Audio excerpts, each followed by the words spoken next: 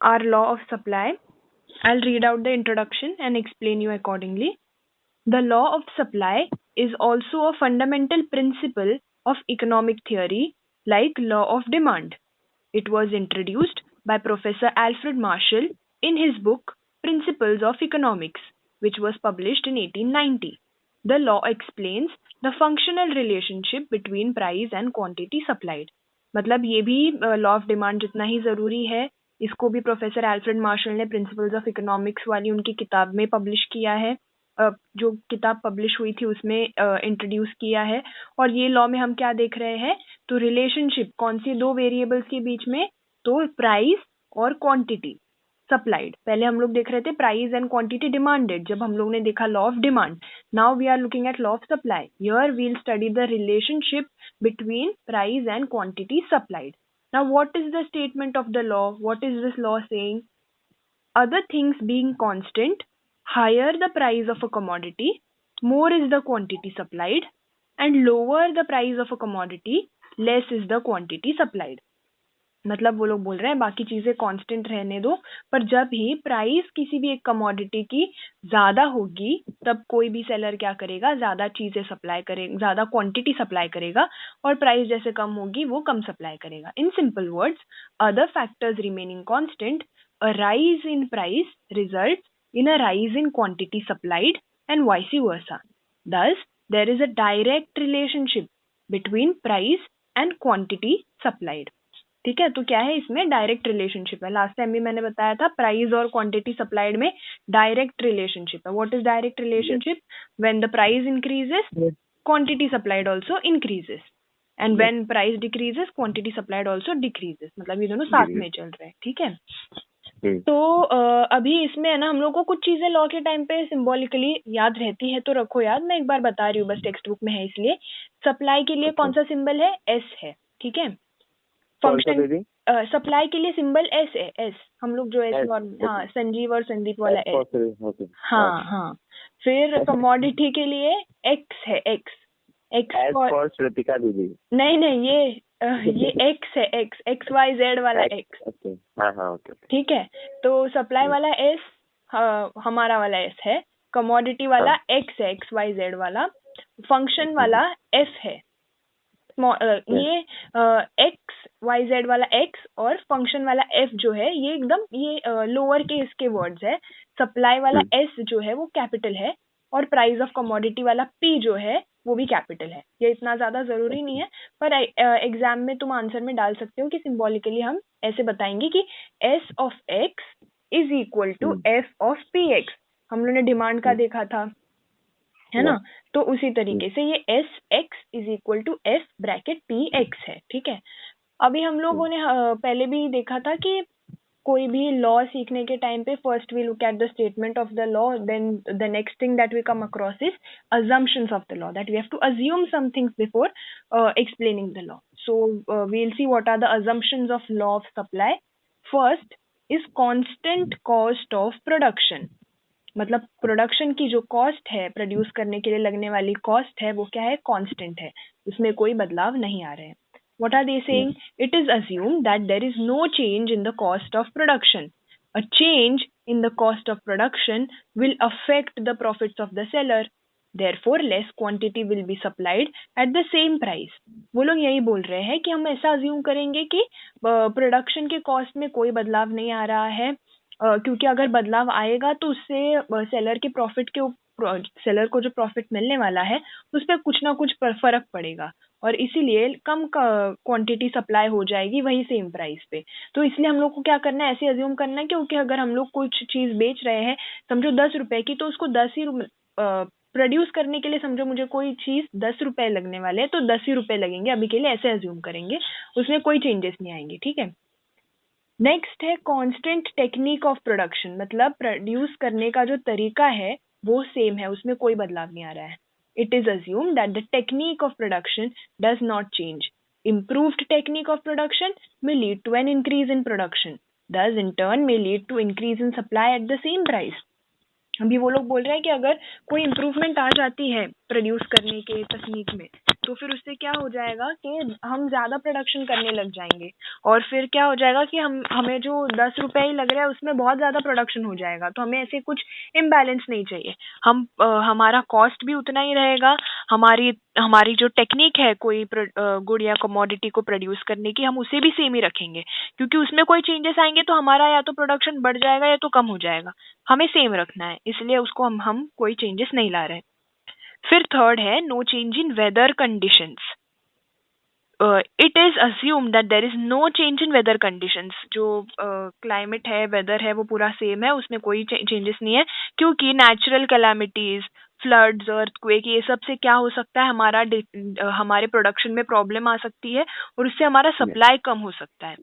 तो इसके बीच में वो लोग कोई भी गड़बड़ को काउंट ही नहीं कर रहे, वो लोग बोल रहे हैं सब कुछ अच्छा रहेगा, वेदर कंडीशंस भी अच्छी रहेंगी।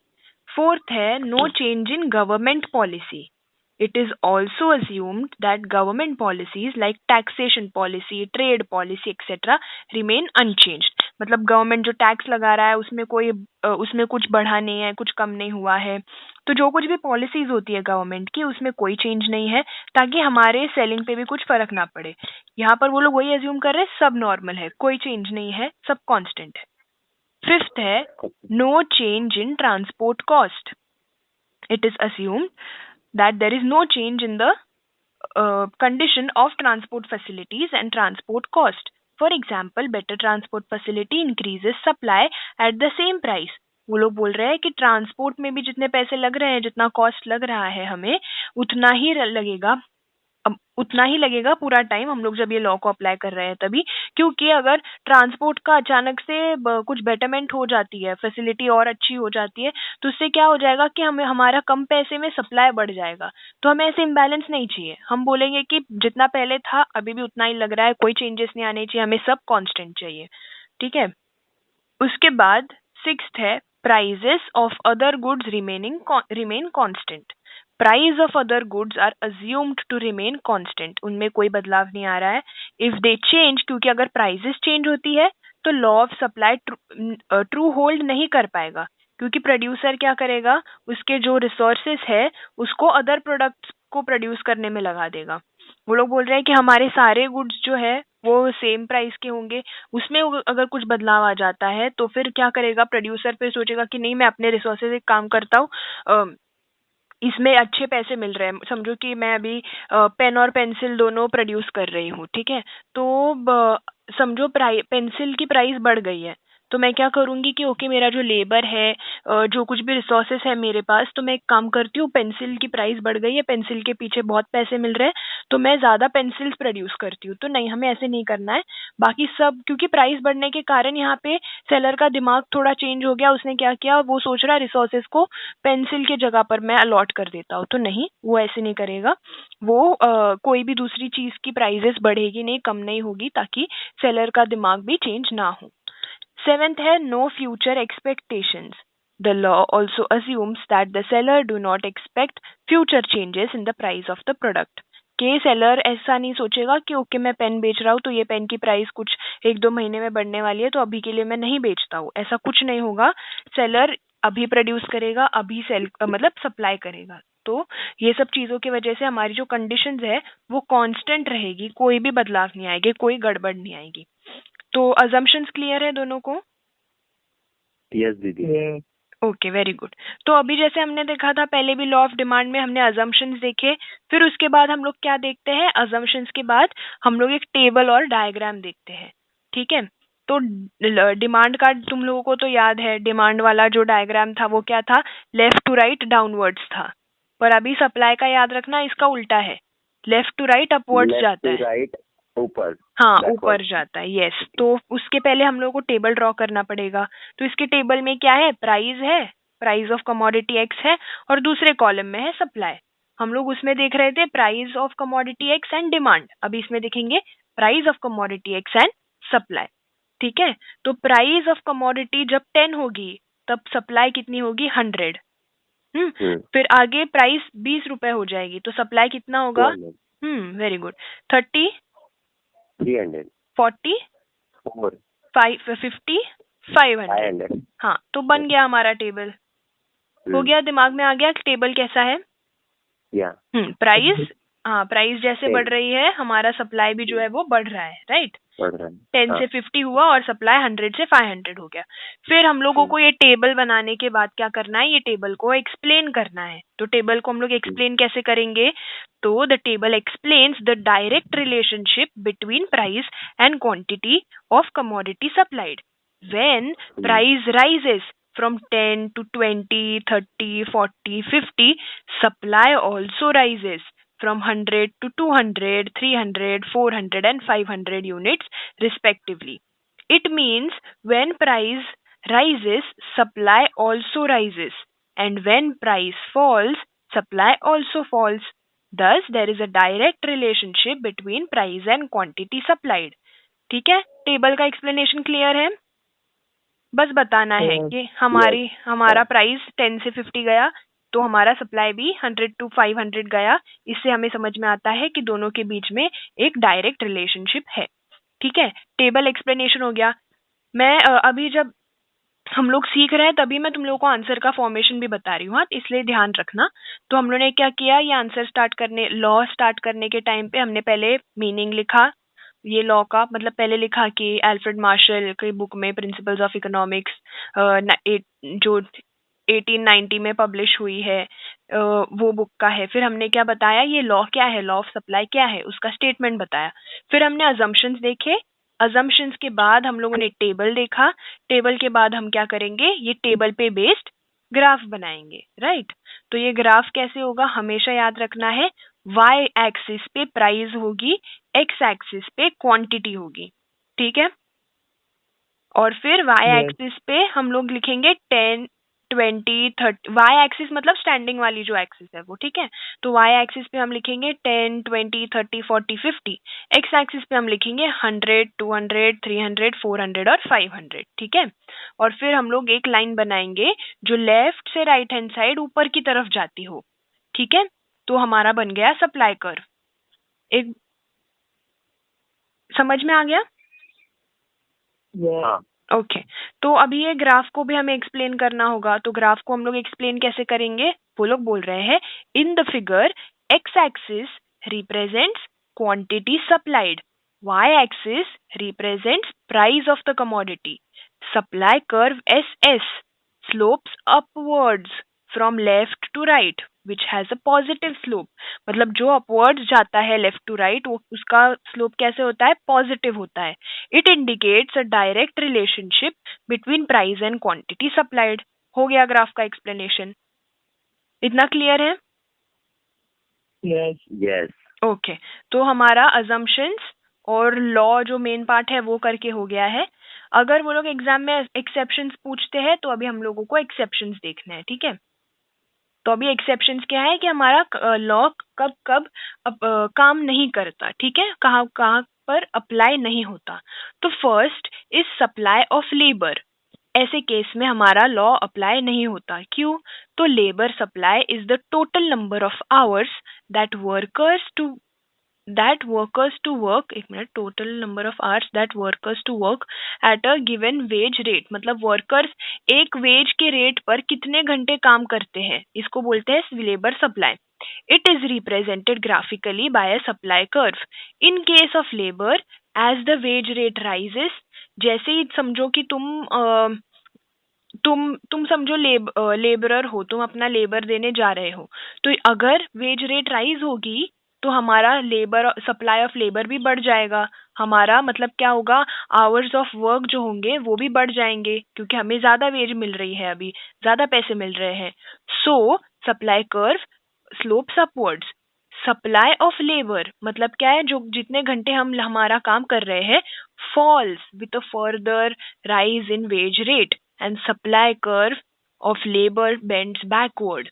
This is because the worker would prefer leisure to work after receiving higher amount of wages. Thus, after a certain point when wage rate rises, the supply of labor tends to fall. अब इससे इन लोगों को क्या बोलना है, वो लोग बोल रहे हैं कि समझो तुम दोनों, ठीक है, लेबरर्स हो, तुम अपना लेबर देते हो किसी एक कंपनी के लिए, तो कंपनी का मालिक बोलता है क्योंकि I will increase your wage rate but you will have to, पर हमारा ये तो कंपनी का मालिक बोलता है क्योंकि I will increase your wage rate but you will have to, पर हमारा वेज रेट बढ़ाने के लिए तुम्हें क्या करना होगा, तुम्हें और थोड़े से आवर्स बढ़ाने होंगे काम करने के। तो तुम बोलोगे अरे वाह अच्छी बात है, हम थोड़ा और टाइम काम कर लेंगे, हमारे पैसे बढ़ा दो, हमारी सैलरी बढ़ा दो। ठीक है, तो तुम्हारा आवर्स ऑफ वर्क बढ़ गया है, तुम्हारी वेज रेट भी बढ़ गई है। पर फिर थोड़े दिन बाद फिर से आएगा मालिक और वो बोलेगा कि ठीक है तुम तुम्हारे नंबर आवर्स ऑफ वर्क थोड़े से और बढ़ा दो, मैं तुम्हारी जो वेजेस है उसको और थोड़ा सा बढ़ा दूंगा। पर फिर तुम लोग क्या बोलोगे कि नहीं, हम लोग देख रहे हैं कि अब ये सप्लाई ऊपर ऊपर जा रहा है, मतलब वेजेस भी बढ़ रही है, number of hours of work भी बढ़ रहा है, मतलब ये लॉ ऑफ सप्लाई जैसा है, दोनों भी बढ़ रहा है। पर फिर आता है मालिक और वो बोलता है कि थोड़ा सा और टाइम बढ़ा दो, तुम्हारी पैसे और बढ़ जाएंगे।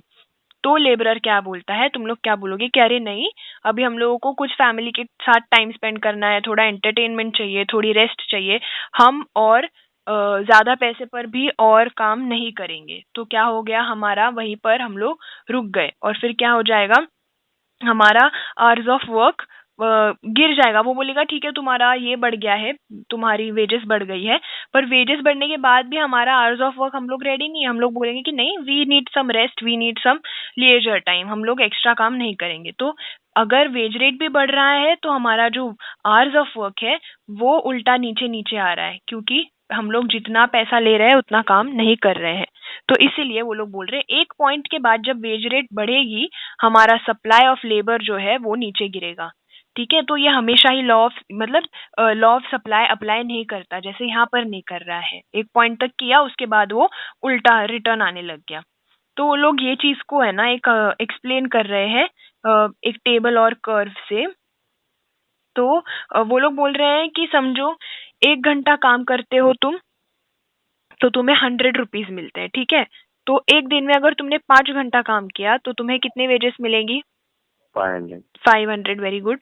अगर 200 रुपीज मिल रहे हैं तुम्हें एक दिन के 7 घंटे काम करने के, ठीक है, 200 फॉर 7 आवर्स, तो फिर टोटल अमाउंट कितनी हो जाएगी, 700। 1400, 7 2 14, 200 मिल रहा है ना। हाँ, मुझे लगा 7 आवर्स का टोटल 200 मिल रहा है। 7 नहीं 7 आवर्स का 1 घंटे का 200 मिल रहा है और तुम हाँ, 7 आवर्स ओके, काम कर रहे हो 1400। तो 1400। हाँ। ठीक है, तो 1 घंटे का भी 300 मिल रहा है और तुम 6 आवर्स काम कर रहे हो, तो कितना हो जाएगा टोटल अमाउंट, 1 घंटे का 1800। का क्या 1 घंटे का 300 मिल रहा है, 300, 1800। 1800 हो जाएगा। Yes yes, very good. तो फिर ये चीज को एक्चुअली ये थोड़ा बड़ा पॉइंट है इसका एक्सेप्शन का, तो उन्होंने ये शेड्यूल भी बना दिया, ये टेबल बना के उन्होंने बताया और फिर उन्होंने ग्राफ ड्रॉ किया है जिसमें एक्स एक्सिस पे क्या है, सप्लाई ऑफ लेबर है, वाई एक्सिस पे क्या है, हमारा वेज रेट है। और वो लोग बोल रहे हैं कि एक पॉइंट तक, मतलब मैं एक्सप्लेनेशन ही रीड करती हूँ, ये इतना ज्यादा जरूरी नहीं है, इसके ऊपर अलग से सवाल आ सकता है, पर मैं बोलूंगी मोस्टली इसको अवॉइड करो, हम बाकी चीजों पर ज्यादा ध्यान देंगे। Supply of labour in the figure, supply of labour क्या है, मतलब हमने कितना घंटे काम किया है, is shown on X axis and wage rate per hour is shown on Y axis. The curve SAS, मतलब जो पहले सीधा सीधा ऊपर जाता है और फिर बाद में रिटर्न उल्टा नीचे उल्टे साइड आने लग जाता है, the curve SAS represents backward bending supply curve of labor. Initially, bending supply curve of labor. Initially, when the wage rate is rupees 100 per hour, the hours of work is 5. The total amount of wages received is 500. When wage rate rises from 100 to 200, hours of work will also rise from 5 to 7 hours, and total amount of wages would also rise from 500 to 1400. At this point, last point पे वो आ जाता है and क्या होता है, labor enjoys highest amount, that is 1400, and works for 7 hours. If wage rate rises further from 200 to 300, total amount of wages may rise, but the laborer will prefer leisure time and denies to work for extra hours. Thus he is ready to work only for 6 hours. फिर वो बोलता है कि नहीं, मैं ज्यादा पैसे पे भी ज्यादा टाइम काम नहीं करूंगा, मेरे को लेजर टाइम चाहिए, मैं ज्यादा काम नहीं करूंगा अभी. तो at point A the supply curve bends backward which becomes an exception to the law of supply. कि अभी दोनों चीजें नहीं बढ़ रही है, अभी वेजेस और सप्लाई ऑफ लेबर नहीं बढ़ रहा है, अभी सिर्फ वेजेस बढ़ रही है. पर सप्लाई ऑफ लेबर क्या है, लेबर बोल रहा है कि नहीं अब मैं और ज्यादा काम नहीं कर सकता, अब मुझे थोड़ा आराम चाहिए. तो ये उल्टा रिटर्न आ गया. तो इसलिए यहाँ पर एक पॉइंट तक दोनों चीजें साथ में बढ़ रही है, पर एक पॉइंट के बाद फिर वो दोनों चीजें साथ में नहीं बढ़ रही है, सिर्फ वेज रेट बढ़ रहा है, सप्लाई ऑफ लेबर कम हो गया है. ये क्लियर है? Yes. Okay, very good. तो ये था एक exception. What is our next exception? Agricultural goods. Okay. The law of supply does not apply to agricultural goods as they are produced in a specific season and their production depends on weather conditions. Due to unfavorable changes in weather, if agricultural production is low, their supply cannot be increased even at a higher price.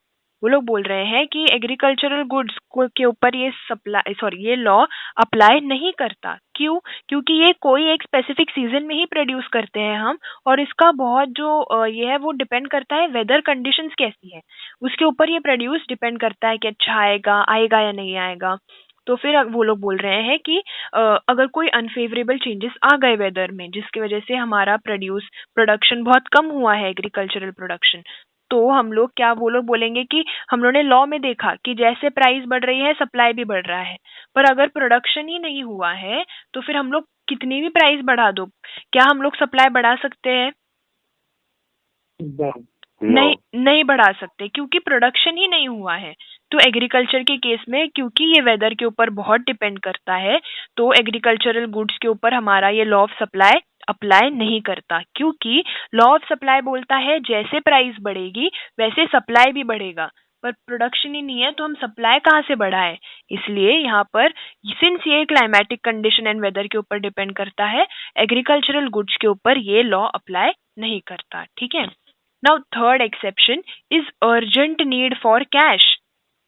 So, if the seller is in urgent need for cash, he may sell his product at which may even be below the market price. अभी मुझे urgent बहुत ज़रूरत है cash की, तो फिर मैं क्या करूँगी कि कोई भी चीज जो है उसको हाई प्राइस पे नहीं, मेरे को सिंस अर्जेंसी है तो फिर मैं उसको क्या बिलो द मार्केट प्राइस, मतलब मार्केट में जो चीज मिल रही है उससे भी सस्ती बेच दूंगी. मैं बोलूंगी कि नहीं मुझे बहुत अर्जेंट है, कैश की जरूरत है, तो इसीलिए मैं क्या करूंगी लो प्राइस पे भी सप्लाई कर दूंगी.